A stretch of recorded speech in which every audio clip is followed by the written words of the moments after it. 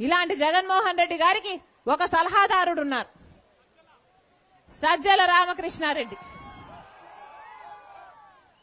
పొద్దున నా టీం చూపించింది ఒక చిన్న వీడియో క్లిప్. దాంట్లో నన్ను పేడ్ ఆర్టిస్ట్ అన్నాడు సజ్జల రామకృష్ణ గారు. నేను పేడ్ ఆర్టిస్ట్ అంట.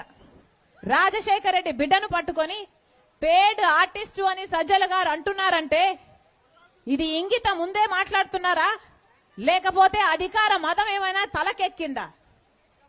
ఏం మాట్లాడుతున్నారు? ఎవరి గురించి మాట్లాడుతున్నారు? ఎందుకు మాట్లాడుతున్నారు? మేమా పేడ్ ఆర్టిస్ట్?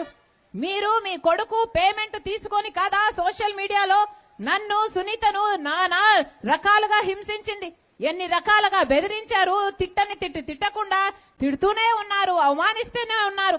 ఆఖరికి నేను అసలు వైఎస్ షర్మిల రెడ్డినే కాదంట, రాజశేఖర రెడ్డి గారికి పుట్టనే లేదట, ఆఖరికి విజయమ్మను కూడా అవమానించిన వాడు ఈ సజ్జల. ఈయన కొడుకు సోషల్ మీడియాలో అంత ప్రభావితం చేయగలిగారు, అంతగా స్ప్రెడ్ చేశారు, అంతగా అవమానించారు.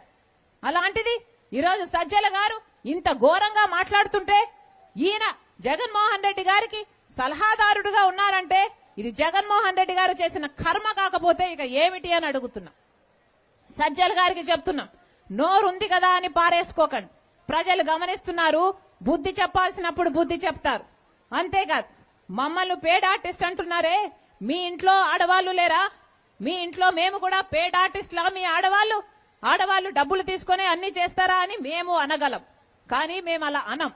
ఎందుకంటే మాకు సంస్కారం ఉంది కాబట్టి. మరొకసారి చెప్తున్నా, జగన్మోహన్ రెడ్డి గారిని జై జగన్ జై జగన్ అంటున్నారే, వాళ్ళ